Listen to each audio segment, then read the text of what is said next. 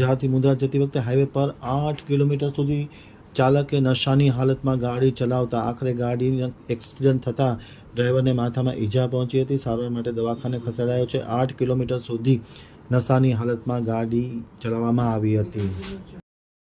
કચ્છમાં દારૂ પીને ગાડી ચલાવવાનો વિડીયો થયો વાયરલ. નશામાં ધૂત ટ્રેલર ચાલકે કાબુ ગુમાવતા હાઈવે પર આ કન્ટેનર પલટી મારી ગયું હતું. ઘટનાનો લાઈવ વિડીયો વાયરલ થયો છે અને સામે આવ્યો છે. મુંદ્રાના છસરાથી મોખા વચ્ચે કન્ટેનર પલટી મારી ગયું હતું. અંજારથી મુંદ્રા જતી વખતે હાઈવે પર લોકોના જીવ તાળવે ચોંટ્યા હતા.